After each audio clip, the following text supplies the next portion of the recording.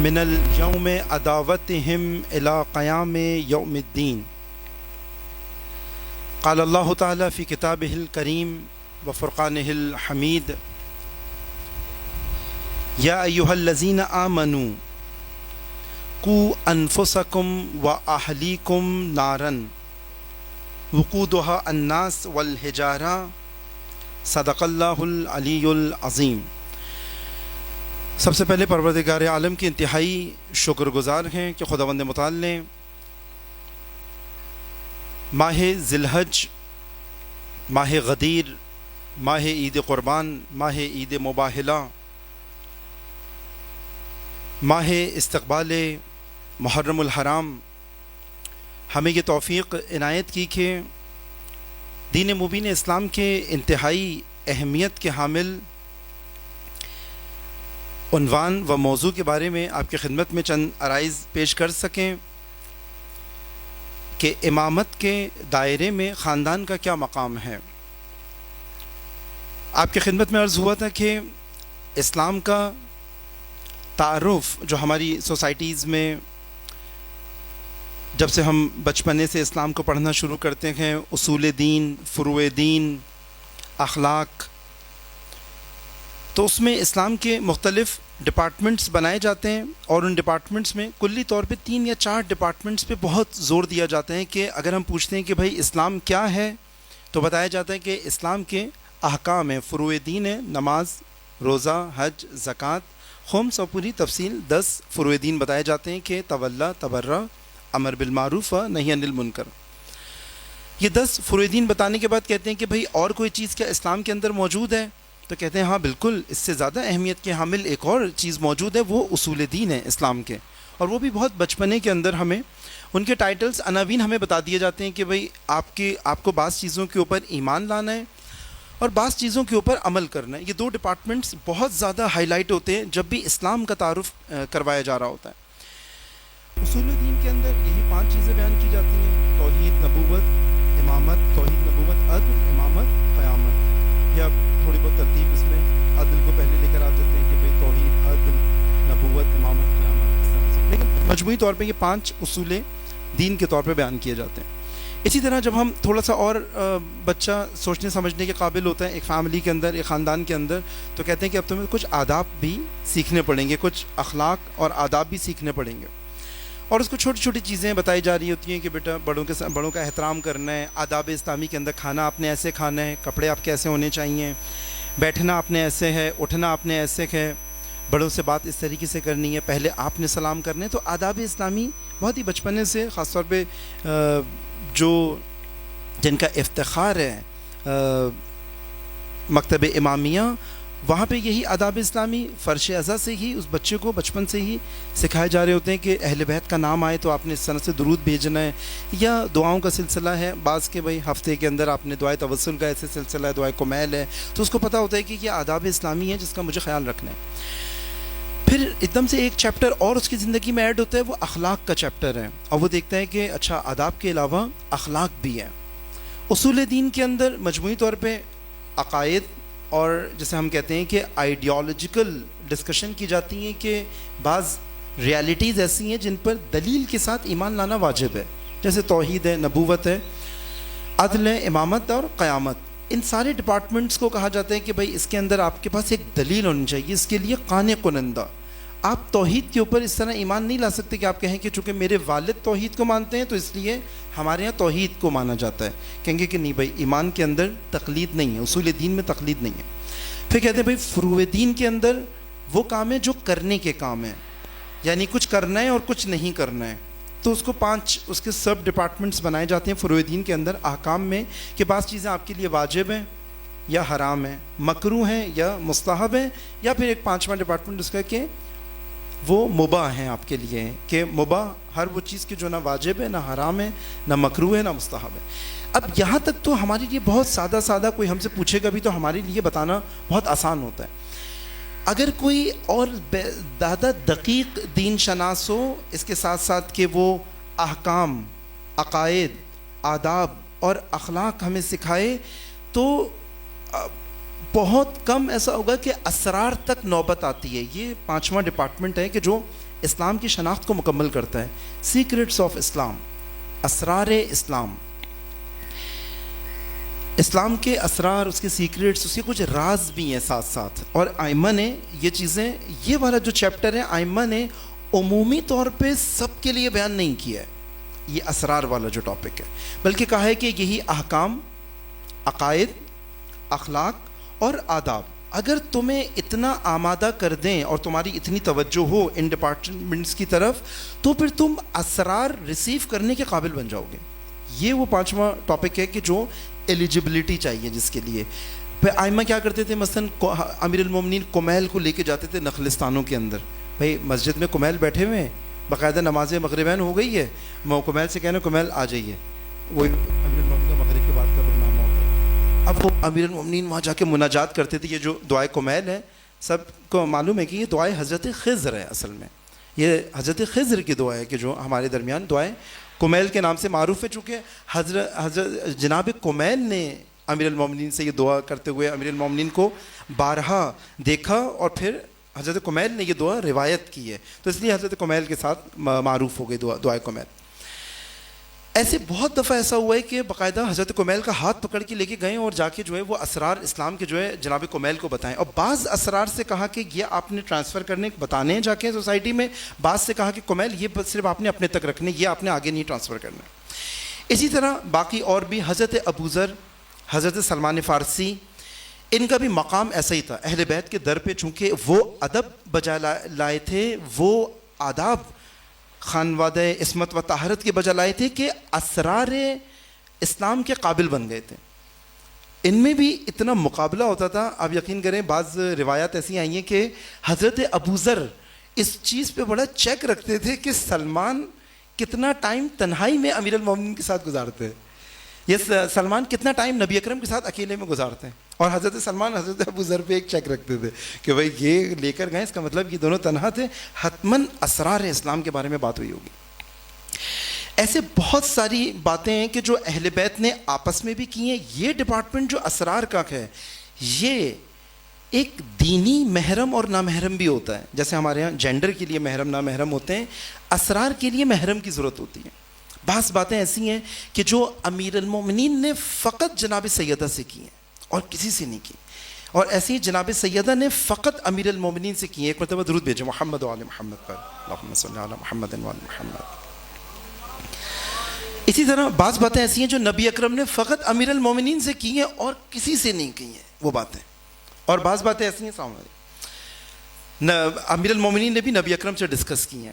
اور یہ پورا تاریخ کے اندر ایک چیپٹر ہے کہ بھائی یہ باتیں اگر ان لوگوں نے فقط آپس میں کی تھی تو یہ بعد میں کیسے ہم تک آ گئیں، ہمیں کیسے پتہ چلی یہ باتیں اس میں کی ہیں. تو بعض ایسا تھا کہ اس زمانے میں اجازت نہیں تھی، سینہ بسینہ ائمہ معصومین سے نیچے کی طرف آئی ہیں. اور پھر آنے کے بعد جو ہے وہ ایک زمانہ ایسا آیا کہا کہ یہ اسرار اب آپ بتا سکتے ہیں. پھر مثلا وہ اسرار زیارت جامع کبیرہ کے اندر آ گئے، وہ اسرار زیارت عاشورہ کے اندر آ گئے، وہ اسرار مثلا زیارت وارثہ کے اندر آ گئے. ٹھیک ہے، پھر اجازت مل گئی، اب لوگ اس قابل ہیں کہ یہ اسرار ان کو بتائے جا سکتے ہیں. ورنہ اگر قابلیت سے پہلے یا آمادگی سے پہلے بتا دیں گے تو گمراہی کے چانسز زیادہ ہیں. اور بعض افراد جو تھوڑے بہت بھی امیر المومنین کے اسرار چھپانے کے باوجود بھی سوسائٹی میں اتنے کھل جاتے تھے کبھی کبھی کہ وہ آپ جانتی ہیں کہ پھر امیر المومنین کے بارے میں کس طرح کے طبقات وجود میں آئے کہ امیر المومنین کو وہ خود مقابلہ کرنا پڑا ان سے، کہ امیر المومنین کی الوہیت کے قائل ہونا شروع ہو گئے. اور امیر المومنین کے بارے میں بعض اس طرح کی باتیں کہ امیر المومنین نے خود پھر مقابلہ کیا ان افراد کا. اسرار امامت کا بھی معاملہ بالکل ایسا ہی ہے. یہ جو ہم بات کر رہے ہیں فیملی کے اندر امامت کی جو ہم بات کر رہے ہیں، جو میں آپ سے کہہ رہا تھا کہ آپ کو بہت کم سننے کو ملے گا یہ ٹاپک فیملی کے. اس میں خود امامت کے اسرار کیوں علامہ اقبال نے یہ بات کہی کہ علامہ اقبال نے باقاعدہ دعا کی. جس نے علامہ اقبال سے پوچھا کہ یہ امامت جو آپ بتا رہے ہیں، آپ کا تو پورا دین کا دار و مدار امامت پہ ولایت کے اوپر ہے. اور علامہ اقبال بھی ایسے ہی شروع کرتے تھے. علامہ اقبال نے ولایت اور امامت کو بالکل جسے ہم کہتے ہیں کہ مترادف کر کے بیان کیا ہے. کہ قرآن کے اندر جہاں پر بھی ولی آیا ہے وہاں پہ آپ امام لکھ دیں، اور جہاں پر بھی کہیں امام آیا ہے وہاں پہ آپ ولی لکھ دیں. یہ دونوں ٹرمینالوجیز صرف دو ڈائمنشنز ہیں لیکن ایک ہی ڈیزگنیشن کو ریپرزینٹ کرتی ہیں. جیسے ایک ہی باپ ہوتا ہے، وہ ایک لحاظ سے باپ ہے، ایک لحاظ سے بھائی ہے ایک ہی پرسنالٹی، ایک ہی اینٹیٹی ہے. لیکن ایک ڈائمنشن سے, ایک لحاظ سے وہ نسبت سے باپ ہے, وہی شخص ایک نسبت سے بھائی ہے, ایک نسبت سے مثلاً بیٹا ہے. جیسے ہم نے کل نبوت کو, رسالت کو اور امامت کو بیان کیا تھا, ایک ہی پرسنالٹی ہے. خداوند متعال نے اسی کو نبی بنا کے بھی بھیجا ہے, رسول بنا کے بھی بھیجا ہے, امام بنا کے بھی بھیجا ہے. دین خدا سے لینے میں نبی ہے, دین سوسائٹی میں پہنچانے میں رسول ہے, اور اسی دین کو ایز اے سسٹم سوسائٹی میں امپلیمنٹ کرنے میں امام ہے, یہی شخص. یہ جو حضرت ابراہیم کا معاملہ ہے کہ حضرت ابراہیم کو رسالت ملی, نبوت ملی, لیکن امامت نہیں ملی, اور حضرت ابراہیم کا باقاعدہ امتحان ہوا امامت کی منزل پہ جانے کے لیے, باقاعدہ امتحان لیا گیا. اس امتحان سے گزرنے کے بعد پھر امامت کے قابل ہوئے, اور کہا کہ انی جاعلک للناس اماما. اور اس کی ایک صفت یہ بتائی کہ ابراہیم مشرک نہیں تھے, ما کانا من المشرکین. ہم نے ابراہیم کو ٹیسٹ کیا, امتحان لیا, ابراہیم مشرک نہیں تھے, خداوند متعال نے خود گواہی دی اس کی, پھر ہم نے ان کو امام بنا دیا. ایسی باقی انبیاء کے بھی ہر نبی شروع سے امام نہیں ہوتا تھا. یہ فقط میں نے آپ سے کہا کہ 14 معصومین ایسے ہیں کہ خود اپنے وجود میں امام ہیں, ذاتاً امام ہیں. خود ان کا وجود جو خداوند متعال نے خلق کیا, چاہے عالم نور میں تھے یا عالم دنیا میں آئے, یہ اپنی ذات میں خلقت یعنی خلق امام بنا کے ہوئے. ان کی خلقت میں امامت آئی ہے, جیسے عصمت ان کی خلقت میں. ایسا نہیں ہے کہ کوئی زمانہ ایسا تھا کہ پہلے معصوم نہیں تھے, پھر خدا نے کہا چونکہ ہمیں ان کو امام بنانا ہے, رہبری دینی ہے, تو ان کو معصوم بنائیں. ایسا نہیں ہوا. جیسے موجود ہیں ایسے امام ہیں. خود موجود ہونا ان کی امامت کی اس میں ضروری, کیونکہ نور کی ایک بحث ہے, اس کے اندر بہت کمپلیکیٹڈ بحث ہے, تو اس کو یہاں پہ کرنا بھی ضروری نہیں ہے. صرف یہ 14 معصومین ایسے ہیں کہ جن کا کوئی زمانہ ایسا نہیں ہے کہ جہاں پہ ان کو امامت عطا کی گئی ہو. خداوند متعال نے کہا بس میرا ارادہ ہے, اور جب خداوند متعال کا ارادہ ہوتا ہے تو وہ زمانہ نہیں ہوتا اس کے اندر, زمانہ نہیں خدا کے ارادے کے اندر آتا کہ بھئی کسی زمانے میں ارادہ ہے اور ایک زمانے میں ارادہ نہیں ہے. جو کہا کہ ہمارا ارادہ ہے کہ ہم ان کو معصوم کریں, یطہرہم تطہیرا, ہمارا ارادہ ہے کہ ہم ان کو امام بنائیں گے خداوند کے ارادے سے. اب یہ جو ہم فیملی کے اندر امامت کی بات کر رہے ہیں, تو یہاں پر بھی ایک دفعہ ہوتا ہے اعزازی امامت, اور ایک دفعہ ہوتا ہے کہ ایکٹیو امامت, پریکٹیکل امامت. یعنی خداوند متعال نے جیسے ہمیں انسان بنا کر خلق نہیں کیا ہے, بلکہ انسان بننے کے لیے خلق کیا ہے. ہم جو بات کر رہے ہیں کہ فیملی کا سربراہ, اور فیملی کو خداوند متعال نے امامت کی امبریلا میں اور امامت کے سائے کے اندر رکھا ہے, فیملی کو بھی امامت سے باہر نہیں رکھا. اور ہم نے کہا کہ سوسائٹی کے ڈفرینٹ لیئرز کے اندر, ڈفرینٹ ڈومینس کے اندر الگ الگ ایک امامت رکھی ہے, تاکہ سب امامت کی شیلڈ کے اندر ہوں. اور امامت کی درجہ بندی ہے خدا سے لے کے ایک فرد کی عقل تک. خداوند متعال نے اس کو عنوان امام کا ہی دیا ہے, لیکن امامت کی درجہ بندی ہے, اور ہر امامت اپنے سے اوپر کی امامت کے ودن, یعنی جسے ہم کہہ سکتے ہیں کہ ایک سپرلیٹو ڈگری ہے اس امامت کی, اور اس کے انڈر میں وہ امامت آتی ہے, اور لیئر بر لیئر ہے, کوئی پیرلل نہیں ہے. اسی وجہ سے ہم نے کہا کہ امامت کے اندر 2 ہونا جو ہے وہ پھر سینٹرلائزیشن خراب ہو جائے گی. یعنی کہ امامت توحید کو خراب نہیں کرے گی, امامت اسی توحید کو لے کر آئے گی, اور یہ ورٹیکل ہے, یہ ہاریزونٹل نہیں ہے, ورٹیکل ہے, اوپر سے لے کے نیچے تک آتی ہے طول میں امامت. اور اسی وجہ سے یہ کہیں پر بھی آپس میں ٹکرائے گی بھی نہیں. وہ امامت جو خداوند متعال نے عطا کی ہے, اس کے اندر تو پاسبلٹی نہیں ہے کہ یہ امامت کا جو ہے وہ امتحان نہ دے یا کوئی پرابلم فیس آئے. وہ امامت جو خداوند متعال نے عطا کی, وہاں تو پرابلم نہیں ہے.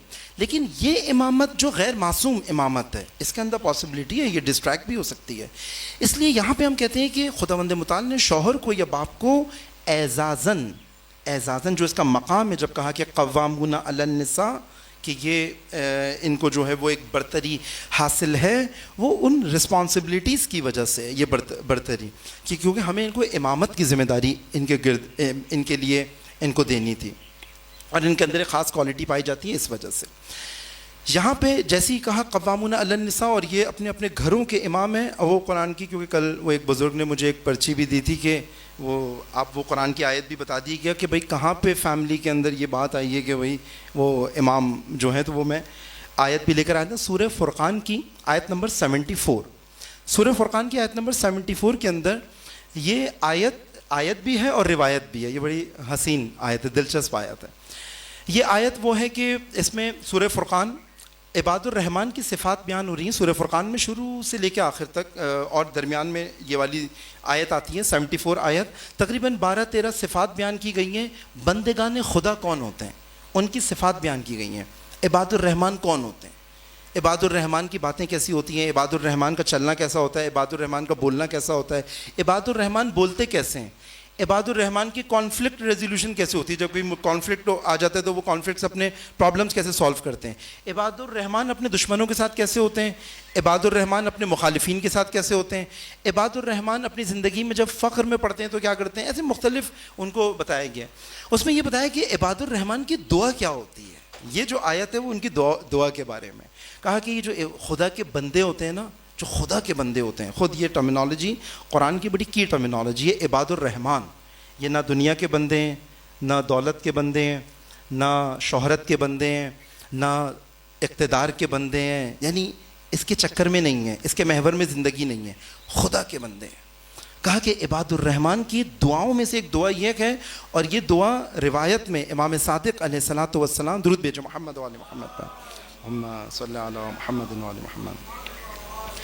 اس آیت کی تفسیر میں امام صادق علیہ الصلوۃ والسلام سے روایات ہیں کہ اس آیت کی تفسیر کی, اور کہا امام صادق فرماتے ہیں کہ ومن اکثر من دعائہ, یعنی امیر المومنین کے بارے میں فرماتے ہیں کہ یہ ہمارے جد امیر المومنین کی اکثر دعاؤں میں سے یہ دعا ہوتی تھی جو قرآن مجید کے اندر سورہ فرقان کی آیت نمبر 74 بنی کہ والذین یقولون, وہ عباد الرحمن, یقولون کہ کہتے ہیں, وہ عباد الرحمن کے ربنا ہب لنا من ازواجنا و ذریاتنا, اے خدا ہمیں عطا کر, ہمیں ہبہ کر.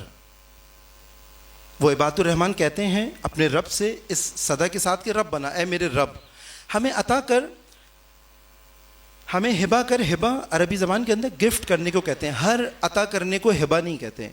ایک ایسی چیز کہ جو خداوند متعال میرے کسی عمل کے بدلے میں نہیں, میں لطف کے بدلے میں مانگ رہا ہوں. بہت اس کے اندر لطافت ہے اس کے اندر.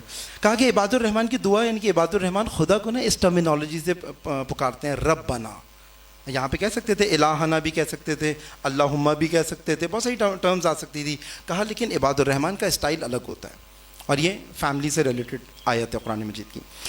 وہ کہتے ہیں کہ ربنا حب لنا من ازواجنا, ہماری جو زوجہ ہیں, ہماری جو بیویاں ہیں ان میں سے, من ازواجنا و ذریاتنا, ذریت یعنی وہی ہماری نسل, خدا ہمیں عطا کر ہماری زوجہ, میری زوجہ میں سے, اور جو میری نسل ہے ان کو بنا, ان کو میرے لیے کیا بنا, قرۃ اعین, میری آنکھوں کی ٹھنڈک.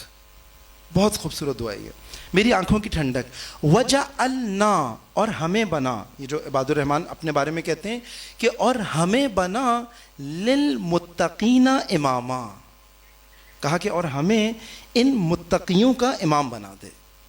ائمہ علیہ الصلوۃ والسلام فرماتے ہیں کہ یہ قرآن مجید کی جو آیت ہے, ایک تو یہ فیملی کے بارے میں, اور عباد الرحمن اپنی فیملی کو ڈسکس کر رہے ہیں کہ میں اپنے بچوں کے لیے, اپنی خواتین کے لیے, ذریت اور ازواج کے لیے. اور یہاں پہ بہت امپورٹنٹ ہے کہ آپ دیکھیں ذریت کے اندر ازواج اور بچے دونوں آ جاتے ہیں نسل کے اندر, لیکن پھر بھی خواتین کے لیے الگ سے یہ صیغہ جو ہے خواتین کے لیے الگ سے آیا پروٹوکول کہ بھئی ازواج نا ہمیں جو ہے وہ ان کو ہماری لیے آنکھوں کی ٹھنڈک بنا. اور بعد میں اسی دعا کے اندر یہ بتایا کہ یہ ہوگا کیسے, کب ہوگا یہ کہ میری ذریت, میری نسل, میرے بچے, میری بیوی میری لیے آنکھوں کی ٹھنڈک بنے. اور یہ فلسفہ ازدواج ہے, فیملی کی جو تشکیل ہے, فیملی تشکیل دینے کا جو فلسفہ قرآن مجید کے اندر آیا وہ اسی قرۃ اعین, یعنی باعث سکون, باعث اطمینان, باعث آرامش. میں اپنی فیملی کی وجہ سے ایک آرامش ہے جو مجھے جاب کی وجہ سے آتی ہے, ایک آرامش ہے جو مجھے دوستوں کی وجہ سے ہوتی ہے, ایک آرامش ہے جو مجھے مثلا میں ریسٹ کرتا ہوں تو ہوتی ہے, لیکن ایک آرامش ہے جو مجھے فیملی سے ملتی ہے. یہ بہت کوالٹی کا اطمینان ہے کہ جو فیملی کی طرف سے ملتا ہے. اور اس کے لیے یہ جو صیغہ ہے قرۃ اعین کا ائمہ بہت استعمال کرتے ہیں. یہ خود نبی اکرم حضرت محمد مصطفیٰ صلی اللہ علیہ وآلہ وسلم, صلی اللہ محمد و محمد, جناب سیدہ کے لیے اینن یہی اصطلاح استعمال کرتے تھے. آپ سب نے ہم سب نے سنا ہے یہ بات کہ فاطمہ میری آنکھوں کی ٹھنڈک ہے, قرۃ اعین.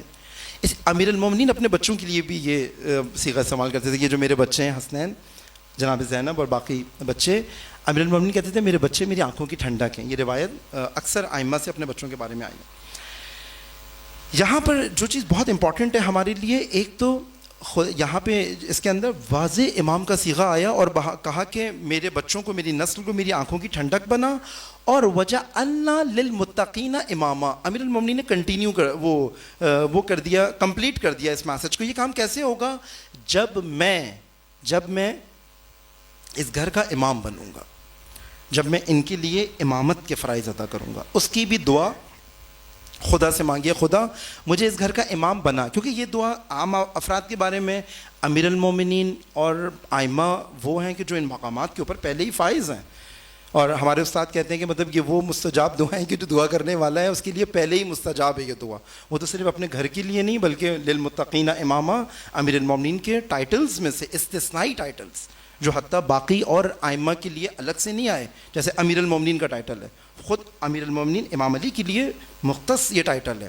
حتیٰ باقی ائمہ نے منع فرمایا جب ان کو کہا کہ امیر المومنین کہا, تو امام نے کہا کہ نہیں, یہ ہمارے جد کے ساتھ مختص ہے, ہمیں امیر المومنین کی اصطلاح کے ساتھ مت پکارا کرو, یہ امام علی کے ساتھ مختص ہے یہ ٹائٹل. وہ ہر میدان میں امیر ہیں, امیر بیان بھی ہیں, امیر امت بھی ہیں, امیر مومنین بھی ہیں, امیر قرآن بھی ہیں.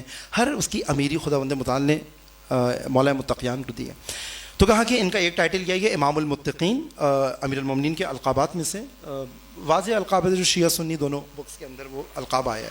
تو یہ دعا امیر المومنین کے لیے مستجاب بھی ہوئی, لیکن اس کے باوجود امام صادق فرماتے ہیں کہ اکثر من دعائہ, یہ دعا ہمارے جد امیر المومنین کی اکثر دعاؤں میں سے ہوتی تھی. یعنی بعض روایت کے اندر آیا کہ امیر المومنین ہر نماز کے قنوت میں یہ دعا پڑھتے تھے, ہر نماز کے قنوت میں. اور ہم بھی اپنے اساتید سے, مجھے یاد ہے تقریباً 2016-2017 میں کچھ فیملی ایشوز ہوئے تھے, تو میں نے جیسے آغا بہجت رحمۃ اللہ علیہ تھے, اسی طرح کی ایک اسپریچول پرسنالٹی تھی, تو انہوں نے اینن مجھے یہ آیت کہا تھا کہ آپ ان سے کہیں کہ وہ اس آیت کو صبح شام زیادہ سے زیادہ اس کو تکرار کریں, اس آیت کا ذکر کریں, کہ اگر وہ چاہتے ہیں کہ وہ کچھ بات تھی اپنی فیملی کے اندر پہنچانا چاہتے تھے, لیکن آپس میں مس انڈرسٹینڈنگز اور بہت ساری چیزیں ہو گئی تھیں, تو اس گھر کی آرامش تباہ ہو گئی تھی, اس گھر کا سکون تباہ ہو گیا تھا. تو کہا اس آیت کو حتماً پڑھیں. جو یہ سمجھ رہے میں اپنے شوہر کو ایک بات ہے میں بتا نہیں پا رہی ہوں, میں اپنی زوجہ کو ایک بات ہے میں سمجھا نہیں پا رہا ہوں, میں اپنے بچوں کو ایک چیز بتانا چاہتا ہوں لیکن مجھ سے نہیں ہو پا رہا, وہ چیز یا یہ ریسیو نہیں کر پا رہا, یا میں نہیں اس کو توضیح دے پا رہا, ایکسپلین نہیں کر پا رہا, آپس میں بہن بھائیوں کے ایشوز ہیں, تو اس آیت کو کہتے ہیں کہ اس کو آپ حتماً اپنی نماز کے قنوت کا حصہ بنائیں. سب سے بیسٹ یہی ہے, یا اس کے علاوہ بھی جو آپ عام زندگی میں پڑھ سکتے ہیں. باقی اور بھی یہ کیونکہ یہ قرآن کی دعاؤں میں سے بھی ہے, قرآن کے اندر جو دعاؤں کو ایکسٹریکٹ کیا گیا ہے, ٹاپ 100 دعائیں جو قرآن کے اندر سے ایکسٹریکٹ کی گئی ہیں, اس کے اندر بھی قرآن مجید کی یہ سورہ فرقان کی آیت آتی ہے. ہمارے ٹاپک میں جو ہم نے رکھا تھا وہ اسی قرآن مجید کی اسی سورہ سے اقتباس کیا ہے کہ خود امیر المومنین اب یہ جو کہا جا رہا ہے کہ مجھے بنا, اس کا مطلب اس کا معاملہ ایسے ہی جیسے میں انسان ہوں, میں آپ کو کہتا ہوں نا کہ میں اس دنیا میں آیا ہوں, ہم آپس میں کسی کو کہتے ہیں کہ بھائی یہ بھی انسان ہے, یہ بھی انسان ہے, یہ بھی انسان ہے, پھر ہم یہ بھی کہہ رہے ہیں کہ ہمیں اس دنیا میں آئیں تاکہ ہم کمال انسانیت کو حاصل کریں. بالکل ایسے ہی معاملہ ہے, ہم اس دنیا کے اندر انسان بنا کر نہیں بھیجے گئے, بلکہ ہم اس دنیا کے اندر انسان بننے کے لیے بھیجے گئے, اور انسان بنانے کا معلم ساتھ میں بھیجا ہے, اور ایک کتاب ہمیں ساتھ میں دی ہے کہ بھائی یہ تمہارا پروگرام ہے انسان سازی کا, یہ پورا ڈاکومنٹ ہے, اور اس کے ساتھ ساتھ یہ ٹیچر ہے جس کی انسان سازی ہم نے خود کی ہے. یہ نمونہ تمہارے پاس رول ماڈل موجود ہے, اور یہ تمہارے پاس ٹیکسٹ موجود ہے. یہ دونوں چیزیں ہم نے تمہیں دی ہیں, اور یہ کتاب اور ساتھ میں قرآن و اطرت, یہ دونوں تمہارے پاس انسان سازی کا ایک پریکٹیکل نصاب ہے, ایک تھیوری تمہارے پاس موجود ہے, اتمام حجت ہے تمہارے اوپر. ایسی انسان سازی ہمیں چاہیے کہ جو ہم نے آلریڈی جس کی ٹاپ موسٹ جو فارم ہے وہ آپ کو دے دی ہے. امامت کا معاملہ گھر کا یہ معاملہ ہے, ایسا نہیں ہے کہ ہمیں پہلے سے امام بنا کے بھیج دیا گیا ہے, نہیں, مجھے کچھ فیچرز کو اپنانا ہوگا. یہ جو میں کہہ رہا ہوں کہ میری وہ ڈیزگنیشن ہے جس کو مجھے اچیو کرنا ہے, نہ یہ کہ ہاں اعزازاً ہم اسے کہہ رہے ہیں قوامون علی النساء, لیکن ضروری نہیں ہے کہ یہ حتماً اس مقام پہ فائز بھی ہو چونکہ غیر معصوم ہے. جیسے اس کو اعزازاً انسان بنا کے بھیجا ہے، لیکن ضروری نہیں ہے ہر شخص اپنی ذات میں انسان ہو بھی، جب تک ان فیچرز کو، ان اخلاق، آداب، احکام اور وہی جو اصول ہیں اور اسرار، جب تک یہ سب چیزوں کو طے نہیں کرے گا اس منزل کے اوپر فائز نہیں ہو پائے گا پریکٹیکلی. بس یہاں سے ہمیں یہ معلوم ہوتا ہے کہ یہ کوئی ایسی چیز نہیں ہے اجباری طور پہ خدا نے بنا کے بھیجی اور مجھے کوئی اسٹرگل نہیں کرنی. جیسے انسانیت کی کیپیسٹی لے کے میں اس دنیا کے اندر آتا ہوں، انسان بننے کے پوٹینشیل کے ساتھ آتا ہوں، کیپیبلٹی کے ساتھ آتا ہوں، انسان بننے کی استعداد ہے، لیکن وہ ایکٹیویٹی میں تب آئے گی کہ جب میں اسی جسے کہتے ہیں کہ کورس کو فالو کروں گا، پھر انسانیت کی منزل کے اوپر پہنچوں گا. اور خدا نے کہا جو فالو نہیں کرے گا اس کے بارے میں قرآن مجید کی آیات ہیں کہ مثلا یہ بالکل کل انعام، یہ بالکل حیوان ہے، بلکہ کہا کہ بل ہم ازل، اس سے بھی نیچے گئے گزرے ہیں. بہت خطرناک آیت ہے قرآن مجید کی یہ کہ بعض جو ہیں چلتے پھرتے جو ہے وہ چوپائے ہیں، کل انعام، اور باقی میں کہا بل ہم ازل، یعنی اتنے نیچے گر گئے. یعنی اس سے اچھی کوالٹی تو ہم نے حتیٰ خلقت میں بنا کے بھیجی تھی جو انہوں نے اپنا حشر کیا ہے خداوند متعال کے احکام کے اپوزٹ جانے کی وجہ سے. کہ یہ حیوانوں سے بھی بدتر کیسے ہو سکتا ہے ایک انسان؟ حیوانوں سے یعنی بھائی حیوان تو بالکل بدترین فارم ہو جائے گی نا جانداروں میں. کہہ رہے حیوانوں سے بدتر وہ ہوتا ہے کہ جس کے پاس انسان بننے کا پوٹینشیل ہو اور وہ انسان نہ بنے، یہ حیوان سے بھی بدتر ہو جاتا ہے. لیکن حیوان اتنے بدتر ہی نہیں ہے چونکہ پوٹینشیل ہی نہیں ہے انسان بننے کا. ایون فرشتے، انسان بننے کا پوٹینشیل ہی نہیں ہے. صرف اشرف المخلوقات جو ہمیں کہا گیا، یہ اشرف المخلوقات اسی پوٹینشیل کی وجہ سے، اس کیپیسٹی، صلاحیت اور استعداد کی وجہ سے ہے کہ اس کے اندر انسان بننے کی صلاحیت ہے، اور یہ انسان بننے کا پورا روڈ میپ ہے، یہ پورا نصاب ہے، یہ پورا انسان بننے کا سلیبس اس کے پاس موجود ہے. پھر معلم، یہ جو اہتمام اس کے لیے کیا گیا ہے صرف ایک کام کے لیے. ہم اس دنیا کے اندر فقط اور فقط یہ ایک الٹیمیٹ ٹارگٹ یہ ہے کہ مجھے کمال انسانی کی طرف پہنچنا ہے، انسان بھی بننا ہے اور پھر انسان میں بھی کمال تک پہنچنا ہے. اور وہ قرآن اور اہل بیت کے علاوہ ممکن نہیں ہے یہ چیز. امامت کا معاملہ بالکل ایسی ہے جیسی میں باپ بنا، میں شوہر بنا، بالکل ایسی ہے. اس کی امامت کی ایک اوج ہے، بھئی یہاں تک ایک باپ اپنے گھر کی امامت کی اس میں پہنچ سکتا ہے. پھر اس کے لیے بتایا گیا کہ بھئی یہ جو قرآن مجید کی آیت ہے جو کہ زیادہ تر ازدواج کے لیے پیش کی جاتی ہیں، قرآن مجید کی یہ آیت وَمِنْ آیَاتِهِ أَنْ خَلَقَ لَكُم مِّنْ أَنفُسِكُمْ أَزْوَاجًا، خداوند متعال کی نشانیوں میں سے یہ ہے کہ اس نے تم میں سے سب کو زوج بنایا، تم لوگوں کے تمہارے جوڑے بنائے. ٹھیک ہے، شادی کے لیے یہ آیت پیش کی جاتی ہے. ازواجن کیوں؟ لِتَسْكُنُوا إِلَيْهَا وَجَعَلَ بَيْنَكُمْ مَوَدَّةً وَرَحْمَةً، تاکہ تم سکون حاصل کرو. اب یہ خود سکون اور اطمینان انسان کی زندگی کی اتنا بڑا آبجیکٹو ہے، اتنا بڑا آبجیکٹو ہے کہ جس کو کہا کہ کمال انسانی کی اوج یہ ہے کہ انسان اطمینان کی منزل کے اوپر آ جائے. آپ نے دیکھا کہ کربلا کے اندر سید الشہداء خود کربلا کے اندر سب سے کی پرسنالٹی، اور سید الشہداء کو عصر عاشور جس کوالٹی سے قرآن نے یاد کیا ہے وہ کیا کوالٹی ہے؟ یہی راضی، اطمینان، مطمئن ہونا. ارجعی الی ربک راضیۃ مرضیہ، اور کیا کہہ کے پکارا؟ یا ایتھا النفس المطمئنہ، اے نفس مطمئن. کس شخص کو کہا جا رہا ہے؟ جس کا پورا گھرانہ کٹ گیا ہے، جس کے 6 ماہ سے لے کے اور ہر شخص اس کی آنکھوں کے سامنے فجی ترین انداز سے قتل ہوا ہے. اس کے بارے میں خداوند متعال کہہ رہے ہیں کہ تم کہاں پہنچے ہو؟ یہ سارا ایپیسوڈ، یہ سارا سب کچھ کرنے کے بعد تم اسی انسانیت کی عروج کے اوپر پہنچے ہو جو فیملی بنانے کا بھی پرپس تھا، کائنات کو خلق کرنے کا بھی پرپس تھا، جو ذکر خدا کا بھی پرپس تھا. اب آپ نے سنا ہے نا کہ الا بذکر اللہ تطمئن القلوب، بے شک ذکر خدا سے دلوں کو اطمینان پہنچتا ہے.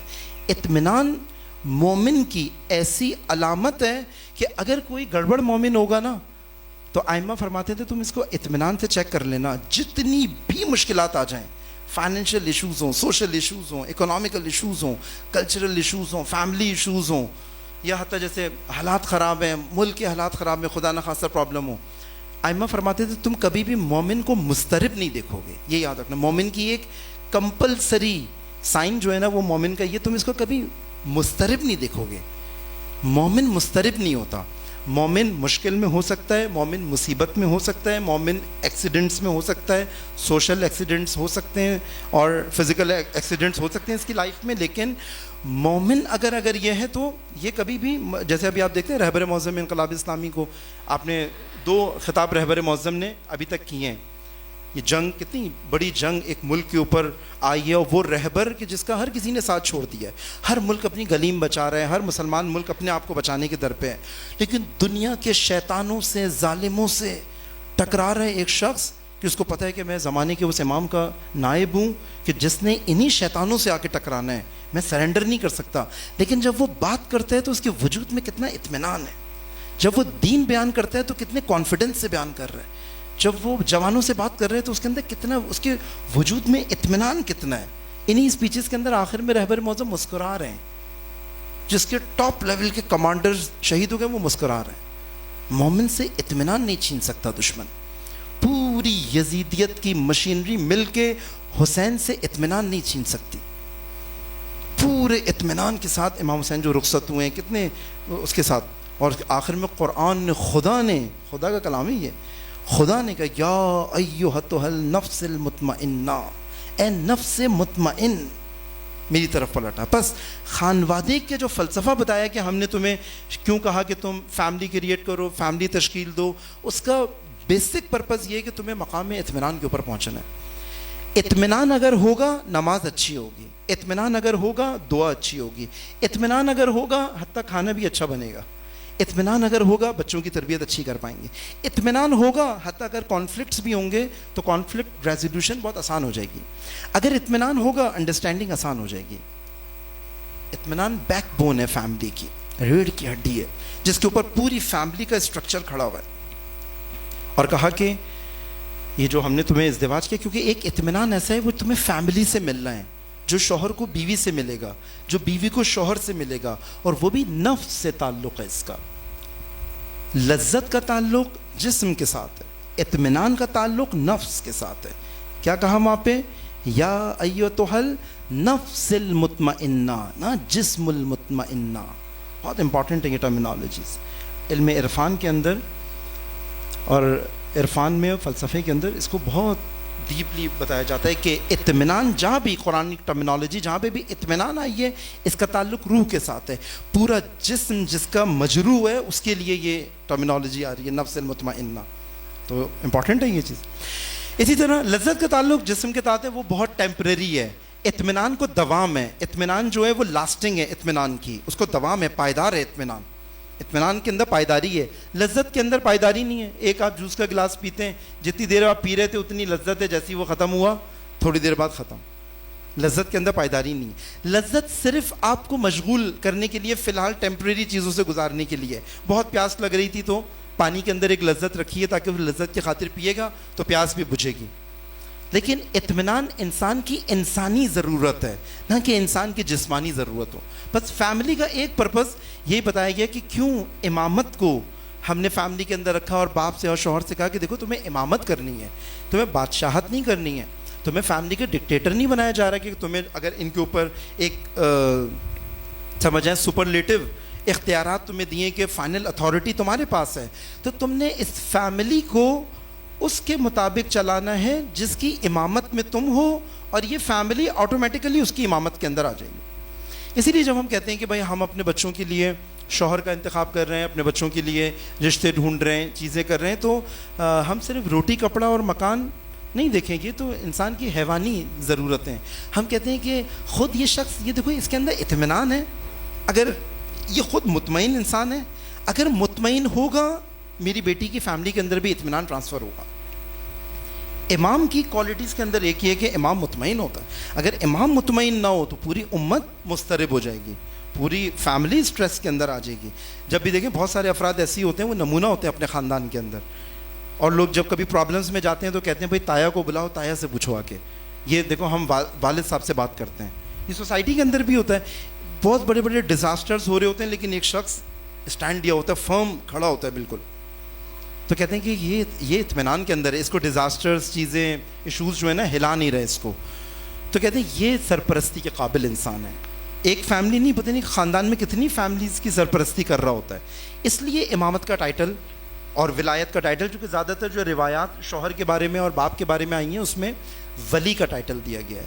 خدا کے بارے میں بھی اکثر آیات کے اندر اور روایت کے اندر ولی کا ٹائٹل آیا. لیکن میں نے آپ کی خدمت میں عرض کیا تھا کہ جب بھی اسلامک ٹرمینالوجی کے اندر آپ ولایت اور امامت کو جہاں جہاں بھی پڑھیں گے، کہیں پہ ولایت کی ٹرمینالوجی استعمال ہوئی اور کہیں پہ امامت کی ٹرمینالوجی ہوئی. اسی لیے ہمارا یہ مکتب ولایت بھی ہے اور مکتب امامت بھی ہے. بس صرف ایک خاص ڈائمنشن سے کہ آپ اس جہت سے دیکھیں تو یہی شخص ولی ہے، اس جہت سے دیکھیں تو اسی کو امام بھی کہتے ہیں.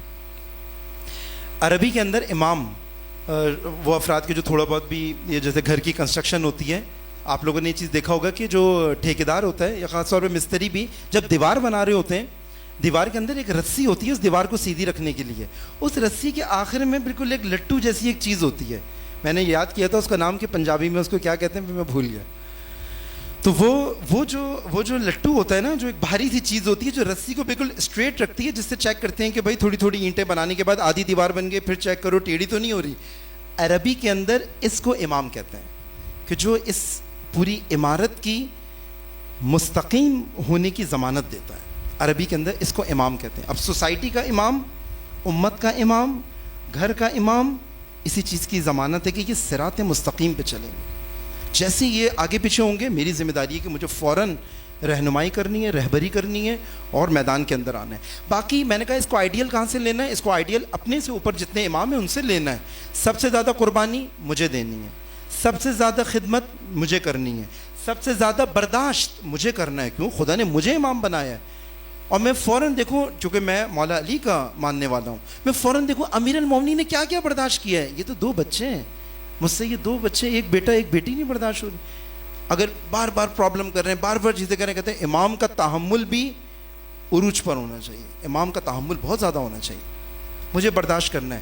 ہمارے جب بھی فیملی جو کاؤنسلنگ ہوتی ہے ایران کے اندر، یہ کلاز فیملی کاؤنسلنگ کے اندر جتنے بھی ایکسپرٹس ہیں جو روان شناسی وہاں پہ کہی جاتی ہے، سائیکالوجی کے اندر، کہتے ہیں کسی بھی فیملی کے اندر اگر یہ فیملی ٹوٹتی ہے، وہ کہتے ہیں 90% ہم اسی لیے شوہر کو یا باپ کو ذمہ دار قرار دیتے ہیں اس چیز کا. اگرچہ ادھر لیڈیز سائڈ پہ فیمیلز کے اندر اس جینڈر کے اندر بہت سارے ایشوز ہوں گے، انیشیٹ اسی نے کیا ہوگا، پرابلم اسی نے کی ہوگی، لیکن معاملے کو اسپارک کرنا، آگے لے کے جانا، خدا نے ریشنیلٹی اس کو دی تھی نا، امامت اس کو دی تھی. تو کہتے ہیں میکسیمم قصور جو ہے نا وہ یہاں پہ لے کر آتے ہیں. چونکہ تمہیں تو امام ہونا چاہیے تھا تحمل کرنے میں بھی، تمہیں امام ہونا چاہیے تھا جیسے گھر کی چیز باہر نہ جائے. تو ٹھیک ہے یہ بتا رہی ہے، یہ کچھ کر رہی ہے، تمہیں کنٹرول رکھنا ہے، تمہیں مقابلہ نہیں کرنا. چونکہ تمہارا مقابلہ تو امام سے ہونا چاہیے، تمہارا مقابلہ معموم سے نہیں ہونا چاہیے.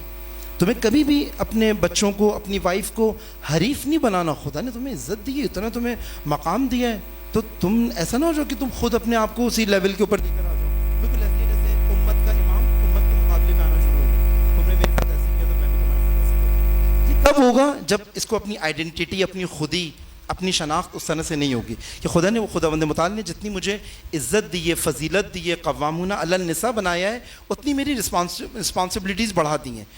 خداوند متعال نے جتنی قربانیاں اماموں سے لی ہیں اتنی قربانیاں غیر امام افراد سے نہیں لی. جتنی سختیوں میں اماموں کو رکھا ہے اتنا غیر اماموں کو سختیوں میں نہیں رکھا ہے. انبیاء بھی ایسی تھے، ائمہ بھی ایسی تھے. جتنی پرابلمز ان کے بچوں کے ان کے اس میں آئی ہیں، جتنی پرابلمز میں ان کو ڈالا ہے باقیوں کو نہیں ڈالا. خدا جہاں بھی فضیلت دیتا ہے ہر فضیلت کے ساتھ قربانی، ایثار، تحمل اور یاد. خدا انتخاب کرتا ہے کہ بھائی میں نے تمہیں امام بنایا ہے، اب میں تمہیں سب سے زیادہ امتحان میں ڈالوں گا. پھر خدا اسسٹ بھی کرتا ہے، خدا عزت بھی دیتا ہے. پھر اور اس کے اندر اوج کے اوپر جو فیملی ہے وہ ہمارے پاس اہل قصہ ہیں. خود اہل بیت کی فیملی ہے. ہر فرد کا زبردست امتحان ہوا ہے، ہر فرد کا شدید امتحان ہوا ہے، ہر لحاظ سے امتحان ہوا ہے، شدید امتحان. اور پھر ہر فرد اس امتحان کے اندر اتنا کمال کی منزل پہ گیا ہے کہ ایک فیملی کو خداوند متعال نے پوری انسانیت کے لیے نمونے کے طور پہ پیش کیا کہ بھائی یہ دیکھو، یہ میں نے نمونہ بنایا. اب ہر فیملی نے دیکھنا ہے کہ بھائی اس فیملی نے کیا کیا ہے اور اپنے گھر میں آئیڈیلز وہاں سے لینے ہیں. لیکن صرف یہ ایک تھاٹ کہ باقی مامون بھی اس کو جو ہے وہ صرف یہ نہ سمجھے اس کی ذمہ داری روٹی کپڑا مکان مجھے فراہم کرنا ہے تو میں اس لیے اس کی عزت کرتی ہوں. اگر یہ بالفرض کسی شارٹ ٹائم پیریڈ کے لیے روٹی کپڑا مکان کسی بھی وجہ سے فراہم نہ بھی کر پائے، لیکن پھر بھی یہ میرا امام ہے، یہ میرا ولی ہے، گھر کا ولی ہے، یہ امام ہے. خود اس امامت کی وجہ سے نیچے والے شخص کے لیے بھی بہت ساری چیزوں سے درگزر کرنا آسان ہو جائے گا. چونکہ غیر معصوم امام ہے اس لیے پرابلمز ہوں گی، ایشوز ہوں گے اس کے اندر، کیونکہ غیر معصوم ہے. خداوند متعال نے امامت کا پوٹینشیل دیا ہے، ہو سکتا ہے کسی ایک فیز کے اندر زندگی کی امامت نہ کر پا رہا ہوں، باقی لوگوں کو بھی ریئلائز کرنا پڑے گا، لیکن اس کی امامت کا فیکٹر تو محفوظ ہے. جب تک ثابت نہ ہو جائے کہ قصداً اپنے ارادے کے ساتھ قصداً جان بوجھ کے ڈیلیبریٹلی فیملی کو نقصان پہنچا رہا ہے، تب تک میں مقابلہ نہیں کر سکتا کہ میں اپنے باپ کے مقابلے پہ آ جاؤں، شوہر کے مقابلے پہ آ جاؤں. اس وجہ سے جو کہ اس کی ڈیزگنیشن ہے وہ بہت مقدس ہے. خداوند متعال نے بعض جگہ پہ کہا ہے جیسے یہ خلافت، امامت، یہ جو ڈیزگنیشنز ہیں خود اس ڈیزگنیشن کی ایک شان ہے.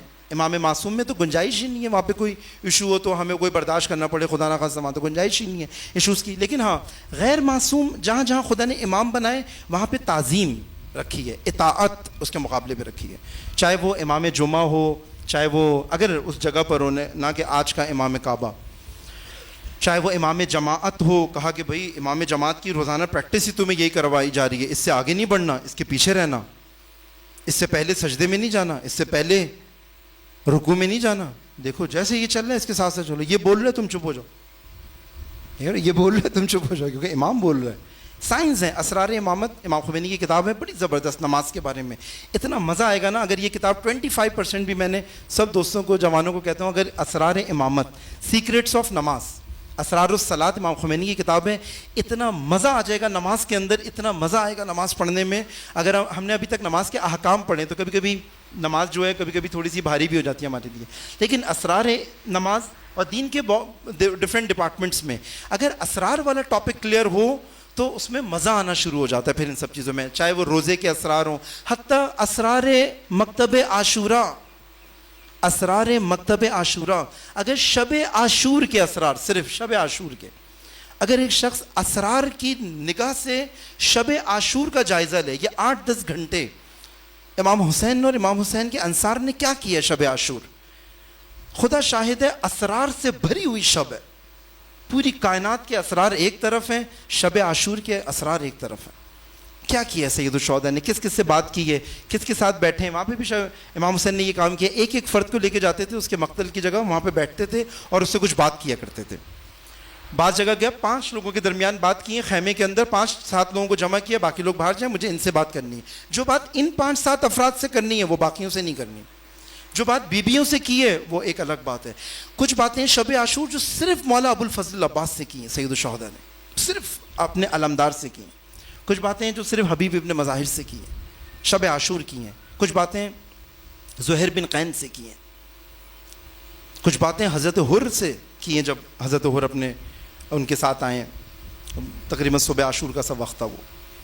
تو یہ بڑے اس سے بھری ہوئی بات. تو یہ اسرار کا ٹاپک ہمارے لیے بہت امپورٹنٹ ہے. ہم نے جو ابھی جس چیپٹر کو زیادہ جس ڈائمنشن پہ فیملی کے حوالے سے بات کی، اس سے زیادہ میں بات نہیں کروں گا، آپ لوگوں کے سوالات لوں گا. اس میں ہم نے کوشش یہ کی ہے جو میں آپ سے بات کر رہا ہوں، سکون، اطمینان، یہ فیملی کے اسی اسرار کے بارے میں. یہ اسرار خانوادہ ہے، یہ رمز پیروزی، یعنی جسے کہتے ہیں کامیاب خاندان کے سیکرٹس ہیں. یہ کامیابی خاندان کی اس کے اندر ہے. جس خاندان کے اندر سکون نہیں ہے یہ بالکل خشک پانی کی طرح ہے. خشک پانی کا کوئی تصور ہے؟ یعنی اگر پانی خشک ہو جائے تو اس کا پانی ہونا ختم ہو جاتا ہے، اصل میں اس کا فلسفہ وجود ختم ہو جاتا ہے. خشک پانی متصور نہیں ہے. گرم برف ایسا ہے کہ کوئی فیملی اطمینان کے بغیر ہو، اس کا مطلب یہ فیملی اپنے آبجیکٹیوز کو حاصل نہیں کر پائے گی. تو آج ہم نے زیادہ تر اسی فیملی کے اندر ایک سبق خدا بندے جو رکھا کہ خاندان کے سربراہ کو امامت کے لیے تیار کیا کہ تمہیں امامت کے درجے کو اچیو کرنا ہے، اور باقی سے کہا کہ اس امام کی تعظیم اور اطاعت یہ خاندان کے اندر ایک اطمینان کو لے کر آتا ہے. ایک مرتبہ درود بھیجو محمد و اب اگر آپ لوگوں کے کوئی سوالات ہیں، چاہے وہ کل کے سے ہیں. ایک سوال میرے پاس آیا تھا پہلے بھی جو کل کسی نے کیا تھا، اس کو میں ایڈریس کر لیتا ہوں. باقی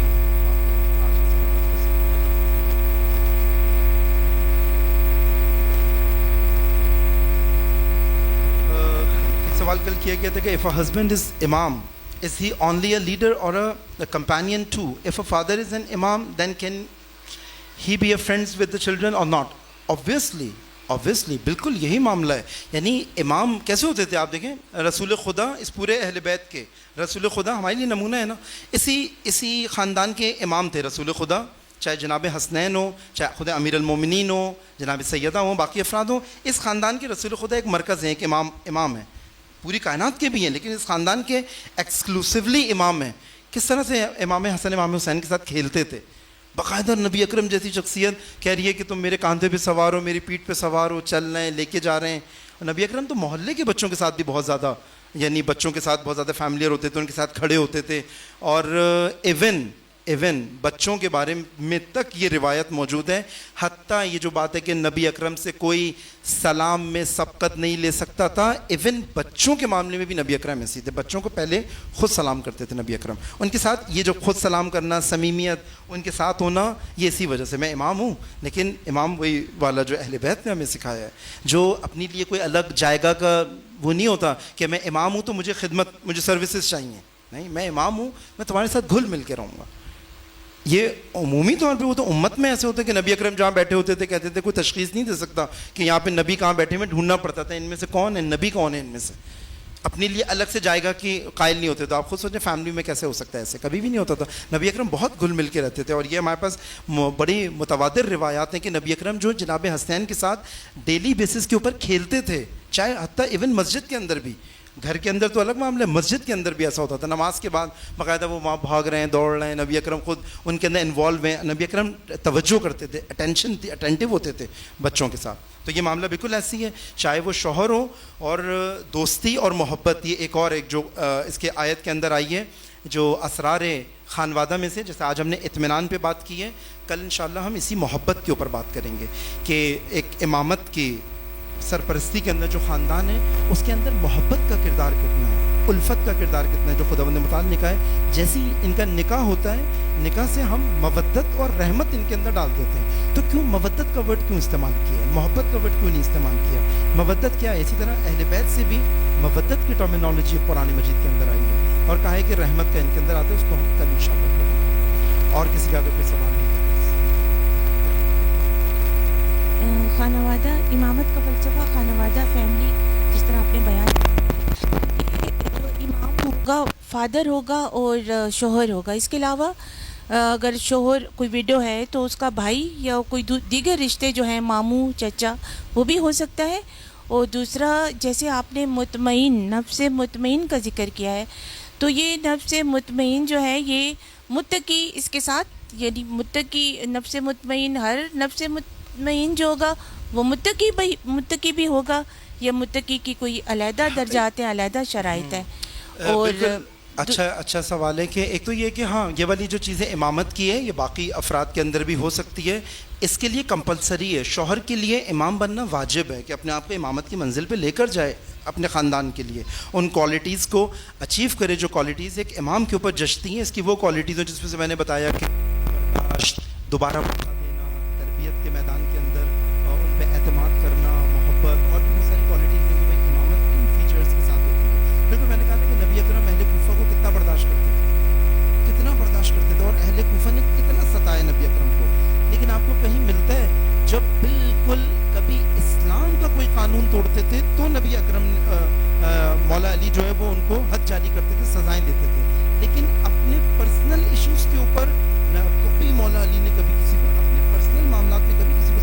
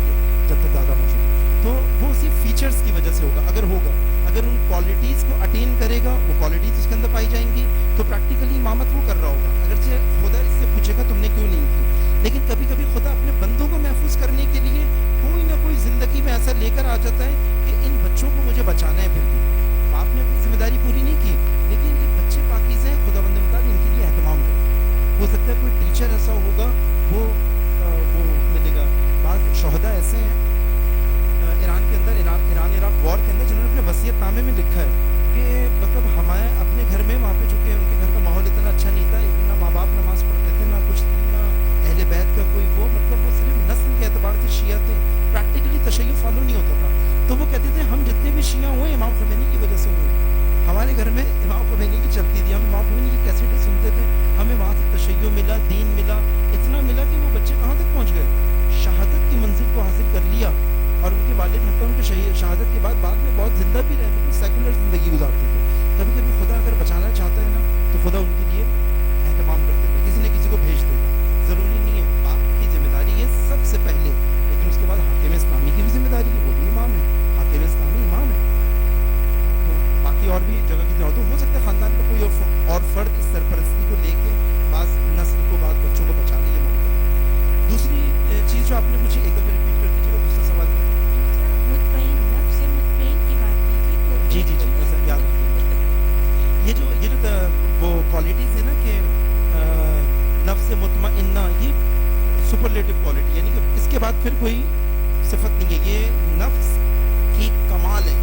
لیکن اطمینان میں بھی درجات ہیں. اطمینان کا وہ درجہ جو سید الشہداء کو حاصل تھا وہ عروج ہے اطمینان کی. ہم جیسے افراد تو شاید اس کی بالکل پہلی والی جو سطح ہے اس کو بھی اچیو کر لیں تو بہت بڑی بات ہے. لیکن انبیاء کو جو اطمینان ہوتا تھا, حضرت موسیٰ کا جو اطمینان تھا, فرعون کا لشکر سامنے سے آ رہے ہیں اور لشکر کہہ رہے کہ انہو لامدرکون, ہمیں ان لوگوں نے تو دیکھ لیا, ہم تو پھنس گئے.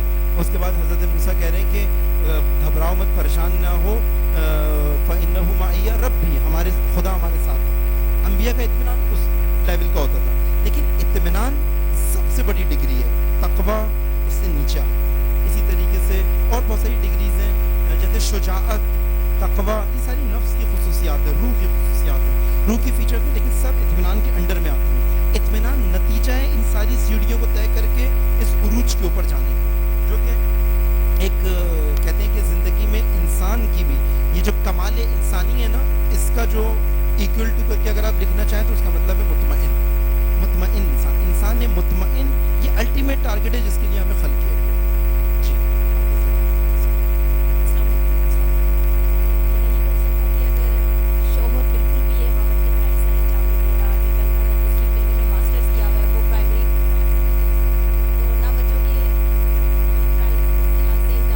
نہ بیوی کے, ایون جو گھر میں معاملہ ہوتا ہے تو وہ کہتا ہے کہ تمہاری وجہ سے ہوا ہے, بیوی کو کہتا ہے کہ یہ تمہاری وجہ سے ہوا ہے سب کچھ. تو اس سلسلے میں بیوی کیا کرے پھر؟ دیکھیں یہاں پہ ہم یہ کہتے ہیں کہ مکتب امامت کے اندر اب ہم کبھی کبھی درمیان میں آ کے پھنس جاتے ہیں. یہ بالکل ایسی ہے کہ اب تو ہم نے جو ہے وہ حاکم سلیکٹ کر لیا ہے, اور جب الیکشن ہو چکے, وہ وزیر اعظم بن چکا, پریزیڈنٹ بن چکا, اب یہ کہہ رہے ہیں کہ یہاں پہ کوئی یونیورسٹی نہیں چلے گی, جس کو کام کرنا ہے میرے کھیتوں میں کام کرنا پڑے گا. ٹھیک ہے, تو ہم یہ کہتے ہیں اس کا روٹ کاز اسپاؤس سلیکشن کے اندر ہے, جس کے لیے جو ایک پورا ہمارے پاس کورس ہوتا ہے پری میرج کا پورا کورس ہوتا ہے. لیکن وہ ہاں, لیکن ہمارے پاس جو خداوند متعال نے نظام بنایا ہے, جیسے یہ جو ٹرمینالوجی استعمال ہوتی ہے کہ بھائی میری زبردستی شادی کر دی گئی, یہ واحد کام ایسا ہے خاتون کی زندگی میں جو کسی قیمت زبردستی نہیں کیا جا سکتا.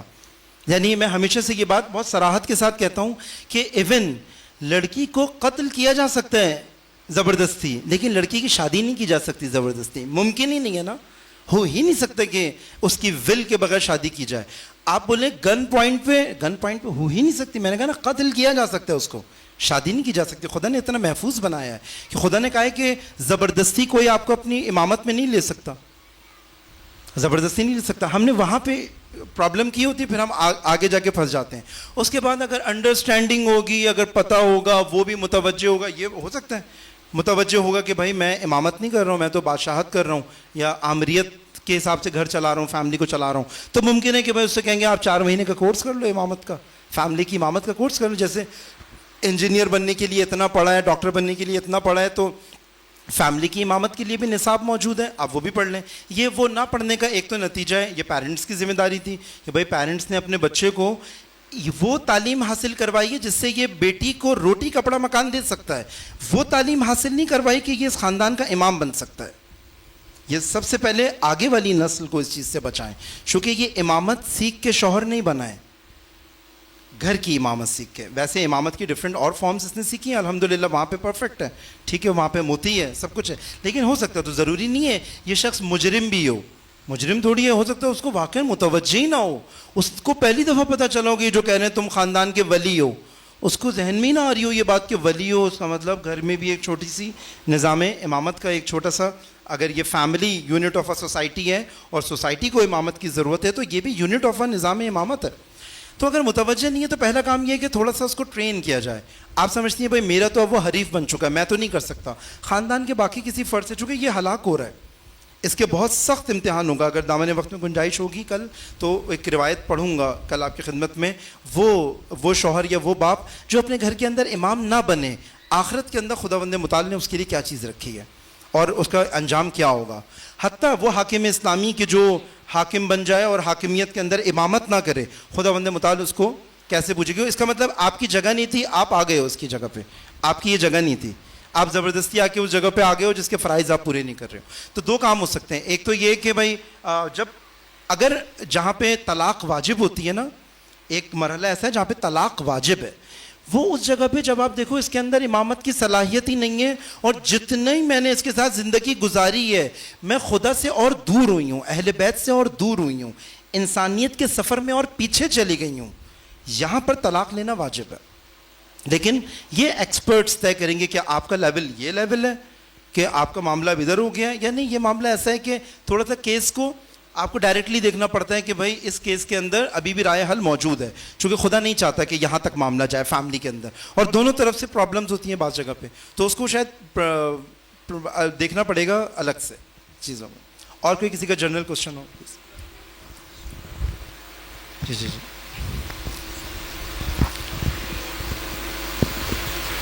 جی جی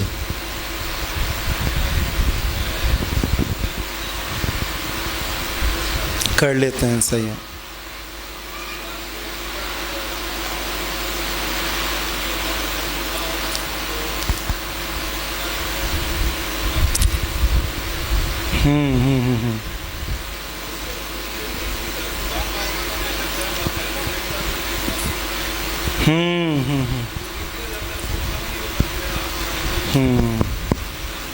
یہ بہت امپورٹنٹ بات ہے, بہت امپورٹنٹ ہے.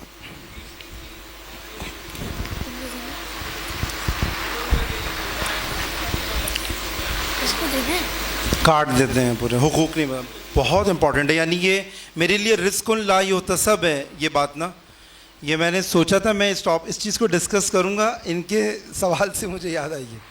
تو یہ بہت امپورٹنٹ ہے کہ دیکھیں ایک جگہ پہ ہم مار اس وجہ سے کھاتے ہیں, ہمیں خود اپنے حقوق ہی نہیں پتہ ہوتے, اور اس کو ایسے کاٹ دیا جاتا ہے کہ جیسے آپ اس قابل ہی نہیں ہے کہ آپ اپنے حقوق کو اچیو کریں, آپ کے حقوق مجھے اچیو کرنے.